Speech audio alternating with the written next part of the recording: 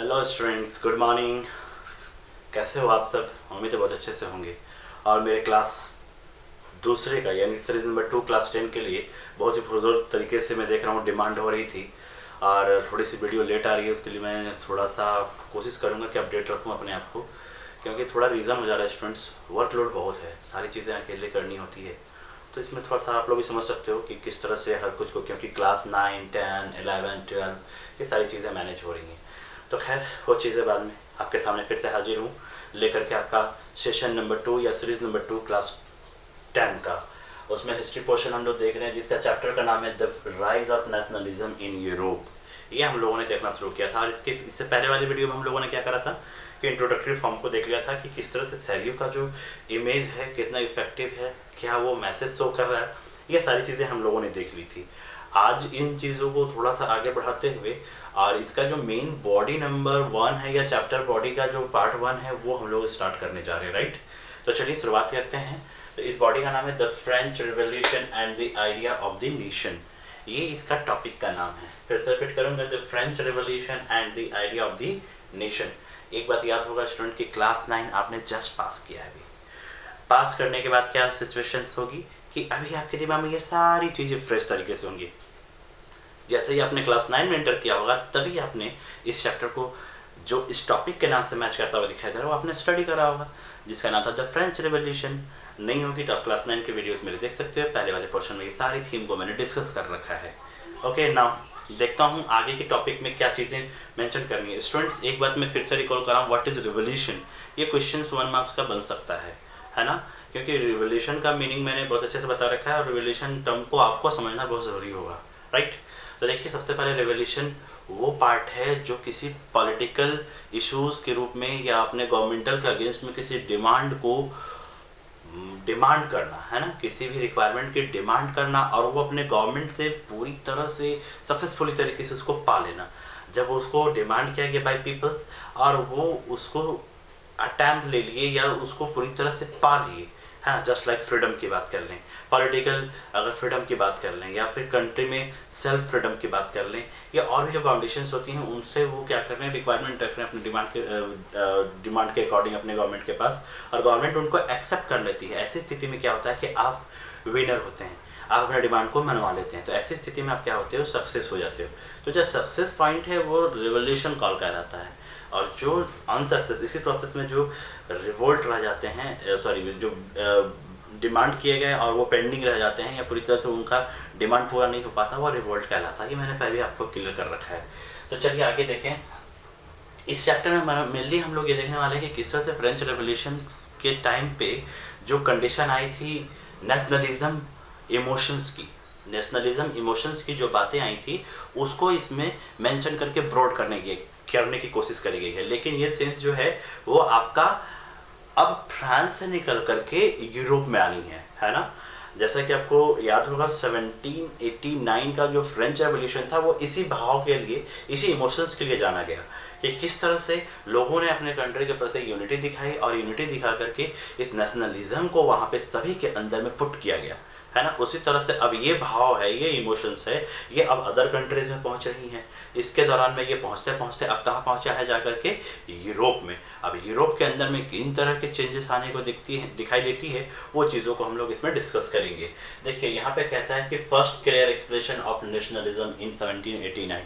इसी सेशन में जो फ्रांस के अंदर में जो चीज़ें नेशनलिज्म आई थी उसको यूरोप में ला करके क्लियरिटी करके ये शो अप करना था कि किस तरह से नेशनलिज्म जो है एक इमोशंस है और वो इमोशंस हर एक अगर कंट्री के मेंबर्स में या सिटीजन्स में आ जाए तो वो किस तरह से पूरे कंट्री को चेंज कर सकते हैं। अपने इस ऑन डिमांड्स या अपने फेथ, अपने रिक्वायरमेंट को किस तरह से वो किस मॉड्यूल में ले जाकर के गवर्नमेंट के सामने प्रेजेंट करते हैं और वो कितना इफेक्टिव होता है, इन सारी चीज़ों को हम लोग इसमें डिस्कस करेंगे। कहता है नेक्स्ट कि कन्वर्ट इन नेशंस। अब देखिए अगर थोड़ी देर पहले की बात करी जाए फ्रांस का, तो आप देख सकते हो कि जो फ्रांस में सिचुएशन है वो क्या था। शुरुआत में अगर आप देखोगे तो वहाँ पे मोनार्की सिस्टम था। मोनार्की सिस्टम जैसे खत्म हुआ, मीन्स लुई 16 का सेशन खत्म हुआ, वैसे ही आप वहाँ पे देखोगे कि नेशनल जो फ्रेंच रिवोल्यूशंस के दौरान में जो सिचुएशंस क्रिएट हुई थी उसमें क्या है कि वो सिचुएशन लगातार चेंजेस मिलती रहती है ना। तो आप देख सकते हो कि किस तरह से मोनार्की सिस्टम लुई 16 के जाने के बाद वो ख़त्म होता है। उसके तुरंत बाद वहाँ पे रिपब्लिकन पार्टी का आना होता है, रिपब्लिकन पार्टी हटती है, तो वहाँ से जैकोबिन क्लब का आना स्टार्ट होता है। और जब जैकोबिन का भी जैकोबिन क्लब का भी जब स्किप होता है वहाँ से, तो आप देखोगे किस तरह से डायरेक्टरी सिस्टम आ जाती है। डायरेक्टरी सिस्टम आने के बाद आप देखोगे एक टाइम के बाद फिर से क्या होता है, वहाँ पे नेपोलियन बोनापार्ट थे, जिसको आप बहुत जानते हो, पूरी दुनिया में वो बहुत फेमस रहा है ना। हाइट बिल्कुल छोटी लेकिन काम बहुत बड़े बड़े। खैर उसकी बात हम लोग करेंगे इस पोर्शन में, इस चैप्टर में। लेकिन देखते हैं आगे क्या होता है। तो इस तरह के जो सिस्टम थे वो लगातार चेंजेस कर रहे थे ये अपने सिस्टम में, है ना। तो इस तरह के चेंजेस जो आ रही थी, वो चेंजेस आने के पीछे एक ही रीज़न था, एक किस तरह से नेशनलिज्म जो है आम लोगों पर, नॉर्मल कॉमन पीपल्स पर हावी हो, उनके अंदर में वो इमोशंस इन करे कि हाँ ये मेरा कंट्री है, ये मेरे लिए है, इसका देख रेख करना, केयर करना ये हमारा ड्यूटी है। ये सारी चीज़ें क्या थी, वहाँ पे नोटिस करने की बात थी। या फिर वहाँ के जो लोग थे, मोटिवेटर्स थे, वो लोगों में इन चीज़ों को पुट कराने की भरभली कोशिश कर रहे थे कि किस तरह से लोगों के अंदर में ये जो इमोशंस है ना नेशनलिज्म वाला, ये उनके अंदर चला जाए। अंदर जाने का मतलब है कि उनका काम अपने आप ईजी हो जाना। चलिए थोड़ा सा यहाँ पे एक नेशनलिज्म टर्म है, उसको समझिए। नेशनलिज्म क्या है पता है स्टूडेंट्स, आपको पता है? ओके मैं बता देता हूँ, सुनिए। Love for nation, love for nation यानी कि अपने कंट्री के प्रति लगाओ। जस्ट लाइक अगर अपने घर पे आप हो तो आप देखते होंगे कि आपके घर में आपके मम्मी पापा हैं, आप अपने मम्मी पापा का बहुत ज़्यादा रिस्पेक्ट करते हो। अगर कोई आपकी मम्मी पापा के अगेंस्ट में कुछ बोल दे तो आप डेफिनेटली बर्दाश्त नहीं करोगे, ये लगाओगे उनको और बोलोगे ए हट, है कि नहीं। मतलब हम कॉम्प्रोमाइज़ नहीं कर सकते हैं, वो मेरे बहुत क्लोज हैं, उनसे मेरा इमोशंस अटैच है, उनके अगेंस्ट में कोई बोले तो मैं किसी भी लेवल पे जा करके उसके लिए वो करूँगा जो उसका वो एस्पेक्ट नहीं करता हुआ, राइट।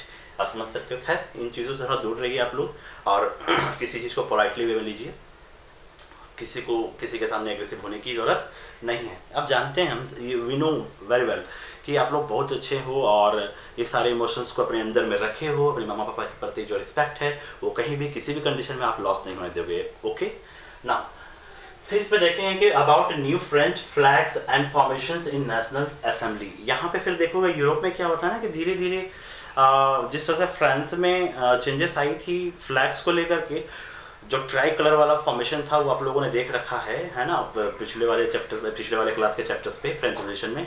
एक इस तरह से फ्लैग्स को लेकर के वहाँ पे एक सैम्बोलिक आइकन के रूप में उसको डेवलप किया जाता है। वेल यहाँ पे भी आप देखोगे किस तरह से यहाँ पे फ्लैगलिज्म का कंसेप्ट दिखाई देगा आपको, ठीक है। उसके बाद आएगा आपका uniform system of weight and measures. पूरे सिस्टम में यूरोप कंट्री की अगर बात की जाएगी तो जब यहाँ पे चेंजेस आने की बात होती है तो यहाँ की जो गवर्नमेंट सिस्टम है वो क्या करती है कि मेजरमेंट यूनिट पे फोकस करती है कि ऑल ओवर पूरे यूरोप में या पूरे कंट्री में क्या होगा कि मेजरमेंट का यूनिट सेम होगा, सबको नाप तोल करने का अधिकार सेम तरीके से होगा और सेम क्वांटिटी में सभी चीज़ों को प्रोवाइड करने की कोशिश करी जाएगी, है ना। उसके बाद अगर देखा जाए तो यूनिफॉर्म सिस्टम की बात करें, यूनिफॉर्म सिस्टम की जस्ट लाइक आप लोग यू आर स्टूडेंट, है ना, यू नो आप लोग स्टूडेंट हो, आप लोग स्कूल जाते हो तो आप लोग सब देखते होंगे कोई गरीब तबके का फैमिली का बच्चा है या कोई हायर क्लास का बच्चा है जिसके पापा बहुत बड़े रैंकिंग जॉब में स्टे हैं और वो अपना जॉब कर रहे हैं और उनकी रॉयल्टी लाइफ की बहुत अलग है। और एक वो भी बच्चा है जो बहुत ही नॉर्मल कॉमन फैमिली से आता है जो किसी तरह से अपने स्टडी को बहुत अच्छे तरीके से कंटिन्यू कर रहा है। लेकिन एक चीज़ कॉमन देखिएगा स्टूडेंट की उनकी यूनिफॉर्म जो होती है ना वो बिल्कुल कॉमन होती है। आपकी यूनिफॉर्म एक जैसे, एक कलर, एक फेस एक जैसी होती है। इससे कहीं ना कहीं डिस्क्रिमिनेशन वाला भावना नहीं आता है कि यार ये ऐसा वाला टी शर्ट पहना है, यार मैं तो ऐसे वाला पहन के आ गया, ऐसा कोई भाव पैदा नहीं होता। ये जो चीज़ें हैं ना ये क्या कहते हैं इक्वालिटी को डेवलप करने के लिए इन चीज़ों को रखा गया ताकि लोगों के मन में किसी तरह से डिस्टिंग्विश वाली भावना का जगह उनके मन में ना बन पाए। ओके ये चीज़ें। उसके बाद है regional dialogues were discovered and French promoted. अब देखिएगा कि जो वहाँ के रीजनल डायलॉग्स थे उसको स्किप करने का कोशिश किया गया और जो फ्रेंचाइजी सिस्टम थे, जो फ्रेंच में जो कंडीशंस थे उनको यहाँ इम्प्लीमेंट करने की कोशिश करी गई, है ना। यहाँ फ्रेंचाइजीज में देखोगे तो यहाँ जो पेरिस का जो सिचुएशन था वहाँ पे क्या था कि वहाँ के मैक्सिमम पॉपुलेशंस के जो थे लोग वो फ्रेंच को रेफर करते थे, फ्रेंच बोलते थे, फ्रेंच लिखते थे, फ्रेंच समझते थे। इसलिए वहाँ पे क्या किया गया कि फ्रेंच लैंग्वेज को ही नेशनल लैंग्वेज के रूप में कन्वर्ट कर दिया गया। ओके नेक्स्ट आता है स्प्रेड ऑफ नेशनलिज्म कि इस स्प्रेडिंग कंडीशन में नेशनलिज्म का क्या इंपॉर्टेंस रहा। इस तरह से आप देखोगे कि फ्रेंच जो मैं पहले बता चुका हूँ उसी तरह से फिर से रिपीट कर रहा हूँ। जिस तरह से फ्रांस में आपका नेशनलिज्म भावना आया और उसको कॉमन पीपल तक एक एक करके स्टेप बाय स्टेप पहुंचाया गया, उसी तरह से यहाँ पे भी किया जा रहा है यहाँ के लोगों के द्वारा कि जो नेशनलिज्म की जो इमोशंस है वो लोगों के में लाए जाने का काम किया जा रहा था, ताकि लोग अपने अधिकार को, अपने सारे राइट्स को समझें और अपने उन चीज़ों के लिए सामने आए, फाइट करें और उन चीज़ों को पाने के लिए जितना जद्दोजहद करना पड़े वो करें। जैसे आप अपना रिजल्ट पाने के लिए, अपने स्ट्रेंथ के रिजल्ट के लिए आपने दिन रात एक करना शुरू कर दिया होगा। जैसे जैसे टाइम बढ़ेंगे आप वैसे वैसे क्या करोगे, अपने रिजल्ट को बेटर करने के लिए ना दिन देखोगे, ना रात देखोगे, ना फ्रेंड, ना रिलेशनशिप, ना पार्टी शार्टी, बर्थडे सब कैंसिल हो जाएगा आपका ऑटोमेटिकली। आप इन चीज़ों को खुद से अपने लाइफ से रिड्यूस कर दोगे। क्यों? क्योंकि आपका एकदम मिशन हो गया, आपने अपने आप से आपने एक मिशन बना लिया है कि स्ट्रेंथ में मुझे इतने परसेंट, जस्ट लाइक 90-95% मुझे उतनी जानी ही है। उससे पहले मैं जाऊँगा तो मेरा जो टारगेट है +2 के लिए, हो सकता है कि फिर मेरे जो एम्स है उसमें कुछ डिस्टर्बेंस आ जाए। इन चीज़ों को आप मैनेज करना नहीं चाहोगे और इस बार इसको एक अपॉर्चुनिटी के रूप में लेकर के आप क्या करोगे, हर टारगेट को अपने अकॉर्डिंग ढालने की कोशिश करोगे। ठीक है, तो यहाँ पे इसके बाद अब देखोगे नेशनलिज्म जिस तरह से स्प्रेड कर रहा है, उसके बाद सिस्टम में चेंजेस आ गई। सिस्टम में चेंजेस आने के बाद एक बंदा फिर से आ जाता है जिसका नाम नेपोलियन बोनापार्ट है। नेपोलियन बोनापार्ट का आप देखोगे कि जो 1804 में जो लॉ एंड कॉड आया था, जिसको नेपोलियनिक कोड कहते हैं, वो आया। उसमें बहुत सारी चेंजेस करी गई। नेपोलियन ने बहुत सारी चीज़ों पर चेंजेस ला करके लोगों में इक्वालिटी और उनमें संतोष जिसको कहते हैं, या फिर सेटिस्फैक्शन जो कहते हैं, थोड़े थोड़े शुरुआती स्टेप पे, नेपोलियन की मैं बात कर रहा हूँ, लेकिन वो शुरुआती स्टेप पे जब वो आए थे तो उन्होंने क्या किया, सभी तरह के लोगों को, सभी क्लासेस के लोगों को संतुष्ट करने का काम किया। अपने स्तर से उनको ये दिखाने का काम किया कि जो आप लोगों ने लीडर चुना है वो आपके लिए ही है, आपकी ही ड्यूटी के लिए है। तो इस तरह के बहुत सारी बातें हम लोग यहाँ पे मेजर करना शुरू करेंगे स्टूडेंट्स। और मैं फिर से बता दूं कि इस वीडियो में आपका ये पार्ट 1 आज फिनिश हो रहा है पोर्शन का, है ना। इसमें मैटर लगभग इतना ही था और अगली वीडियो में इसके पार्ट 2 को ला रहा हूँ, जिसमें अगले पोर्शंस को कवर करूँगा।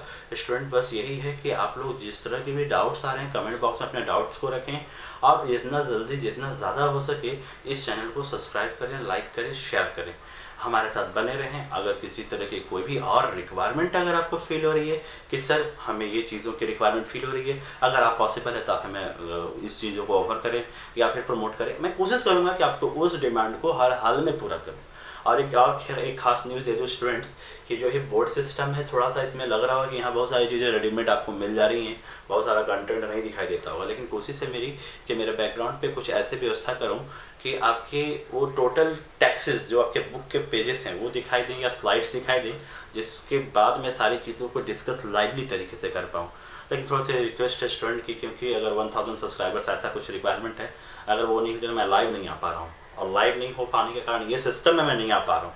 तो थोड़ा सा कॉपरेट कीजिए इन चीज़ों पर मुझे आने के लिए, ताकि आपके लिए और बेटर तरीके से, इफेक्टिव तरीके से मैं इन चीज़ों को लेकर के आ सकूँ। ठीक है, चलिए अपना ध्यान रखिए, सुरक्षित रहिए, मस्त रहिए, बिंदास रहिए, पढ़ते रहिए, अपने आप को हमेशा कूल रखिए। दूसरों से जो भी डिस्ट्रैक्शन पार्ट है उन चीज़ों से आप अपने आप को दूर रखो। हमेशा अपने आप को पॉजिटिव मोटिवेशन की ओर अपने आप को मोटिवेटेड रखो, अपने को आगे बढ़ाने का काम करते रहो। ऑलवेज खुश रहो, मस्त रहो, बिंदास रहो। बाय।